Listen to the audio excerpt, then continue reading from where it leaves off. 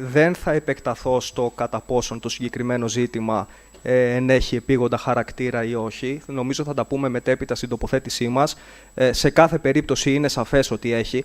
Από εκεί και πέρα όμως θέλω να κάνω την εξής διευκρίνηση, διότι δεν προβλέπεται τέτοιο πράγμα στον κανονισμό ούτε στον νόμο. Γενικώς, οποτεδήποτε τεθεί ως ζήτημα από τουλάχιστον το 1/3 των δημοτικών συμβούλων, τότε το Δημοτικό Συμβούλιο συνέρχεται, συνεδριάζει υποχρεωτικά.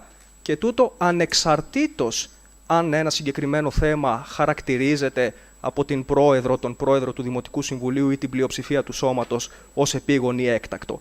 Αυτό αποτελεί αναφέρετο δικαίωμα του 1/3 των Δημοτικών Συμβούλων, ξαναλέω ανεξαρτήτως χαρακτηρισμού. Από εκεί και πέρα τώρα, πράγματι το συγκεκριμένο ζήτημα έχει νομίζω συζητηθεί 4 ή 5 φορές, με διακινόμενες εν πάση περιπτώσει στάσεις από διάφορους δημοτικούς συμβούλους. Αν θέλετε να επιχειρηματολογήσω για το επίγον, μπορώ και τώρα, εάν όχι στην τοποθέτησή μας μετέπειτα. Ευχαριστώ πολύ. Ναι, ευχαριστώ κυρία Πρόεδρε.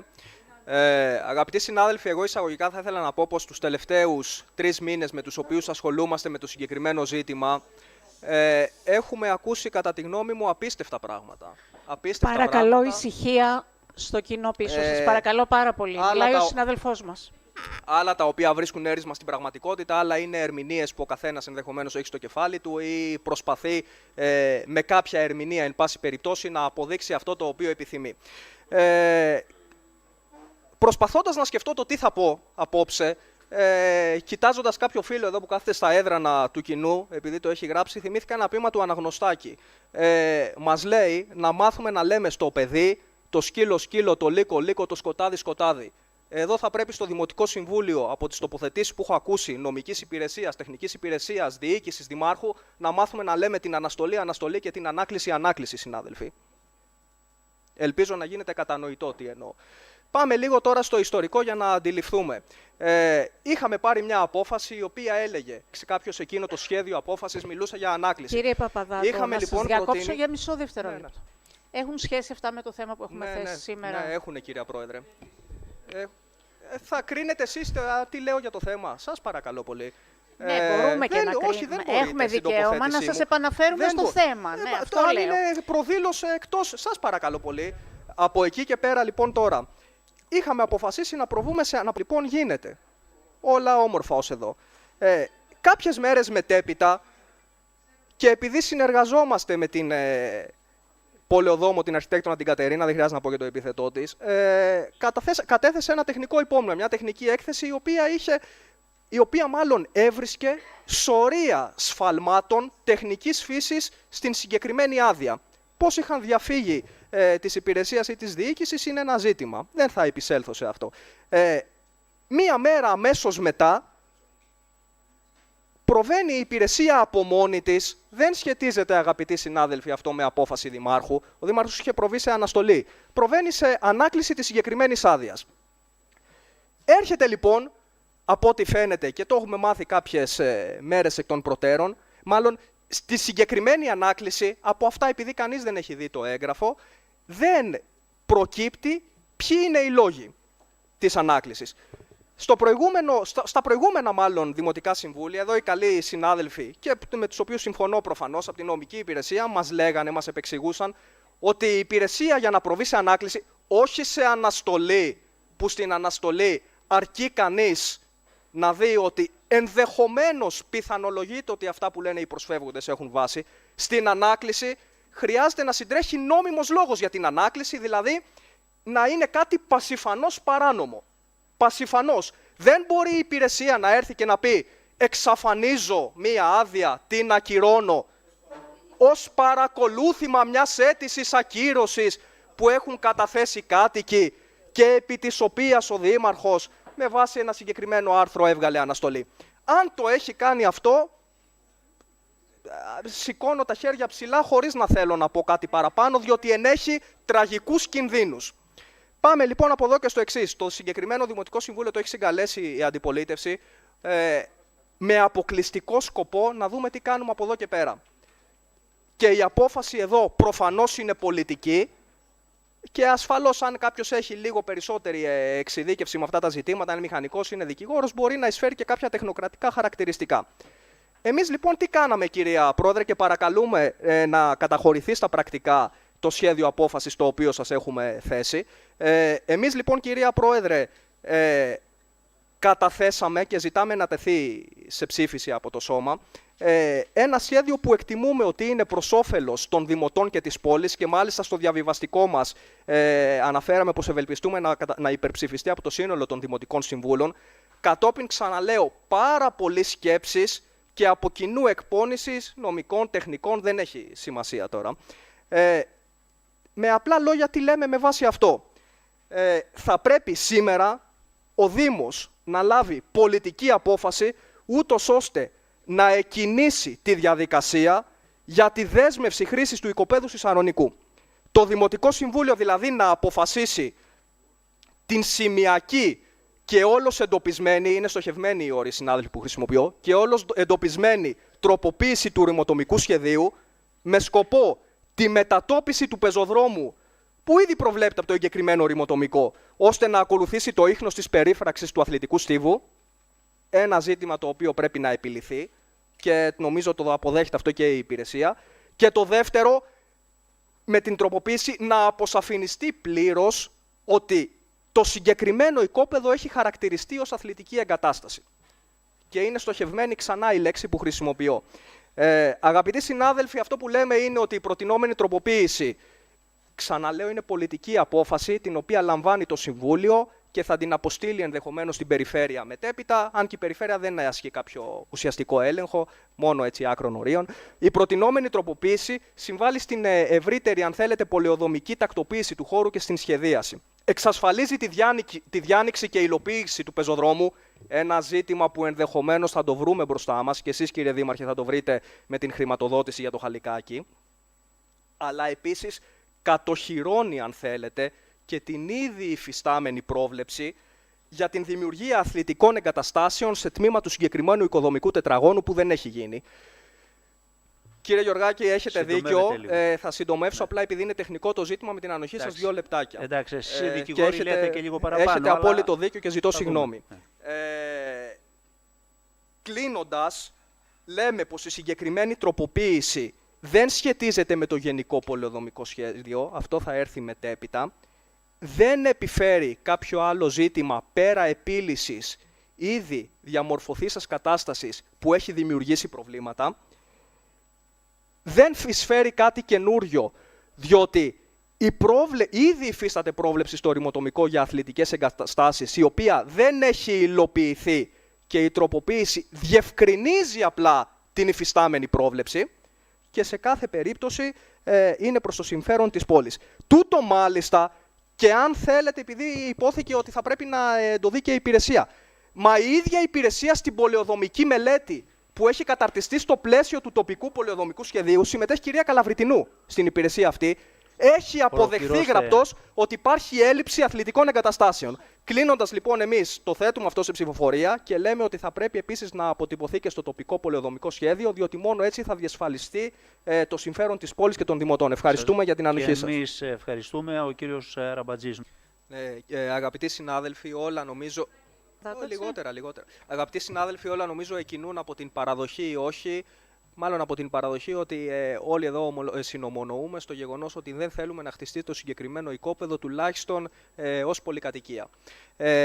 Νομίζω αυτή είναι εκπεφρασμένη βούληση του Δημοτικού Συμβουλίου σε πάμπολες συνεδριάσεις και εκτιμώ πως δεν θα πρέπει να επανέλθουμε ως προς αυτό. Από εκεί και πέρα τώρα θα πρέπει να βρούμε και τα κατάλληλα εργαλεία, ούτως ώστε να αποτρέψουμε τον συγκεκριμένο κίνδυνο που ελοχεύει. Υπήρξαν πολλοί άνθρωποι το τελευταίο διάστημα που εθελοντικά, είναι και ο κύριος Καραβέλος στο κοινό, είναι η Κατερινά Χριστοφοράκη, η καλή φίλη εδώ αρχιτέκτονας Πολεοδόμος, η οποία έχει βοηθήσει σε πολλά ζητήματα και έχουμε συνεργαστεί και σε άλλα ζητήματα βέβαια. Τώρα πάω και σε κάποιο διαφορετικό ζήτημα για την Πυρκάλ που είχαμε καταθέσει ένα ψήφισμα το οποίο το απορρίψατε. Και εγώ έχω αφιερώσει στην πραγματικότητα πάρα πολλές ώρες για το συγκεκριμένο ζήτημα και έχουμε προσπαθήσει να βρούμε το πλαίσιο υπό το οποίο θα κινηθούμε για να διασφαλίσουμε τα συμφέροντα των δημοτών και της πόλης. Σε αυτή λοιπόν την κατεύθυνση και ακριβώς για να υποβοηθήσουμε τι χάνει εγώ να έχω λίγο κάποιες τεχνικές γνώσεις παραπάνω ως προς αυτό το ζήτημα λόγω επαγγέλματος. Για να υποβοηθήσουμε λοιπόν και τους λοιπούς δημοτικούς συμβούλους, οι οποίοι καταλαβαίνω της αντιπολίτευσης είναι πεπισμένοι όλοι και ομονοούμε έτσι, αλλά και της διοίκησης για να το αντιληφθούν και να κινηθούν προς την κατεύθυνση που θεωρούμε σωστή, κατέθεσα ένα έγγραφο 1,5 σελίδα. Αναφέρθηκε ότι επισημαίνονται μέσα αποφάσεις, νόμοι. Τίποτα από αυτά, αγαπητοί συνάδελφοι, δεν επισημαίνεται. Είναι μόνο το φεκ του ρημοτομικού της Ηλιούπολης. Θέλει άραγε ειδικές γνώσεις για να μπορεί κανείς να διαβάσει 4 σειρές. Προς διερεύνηση έτσι το ζήτημα, γιατί δεν μου είναι αντίληπτο. Εν κατακλείδη λοιπόν, εμείς τι λέμε, και αν δεν θέλετε να ψηφίσετε αυτή την πρόταση που είναι υπεραναλυτική και στοχευμένα γραμμένη κατά αυτόν τον τρόπο για να μας διασφαλίσει σε μετέπειτα στάδια, εμείς λοιπόν λέμε πολύ απλά ότι απαιτείται σήμερα να πάρουμε πολιτική απόφαση ούτως ώστε να δεσμεύσουμε τη χρήση του συγκεκριμένου οικοπαίδου, να την δεσμεύσουμε, συνάδελφοι, και πώς αυτό γίνεται, τι σημαίνει δέσμευση χρήσης, να πούμε ότι αυτό προορίζεται μόνο για αθλητική εγκατάσταση. Πώς λοιπόν αυτό μπορεί να γίνει? Μπορεί να γίνει μόνο σε επίπεδο πολεοδομικού σχεδιασμού, μόνο μέσω τροποποίησης του εγκεκριμένου ρημοτομικού του Δήμου της Ηλιούπολης.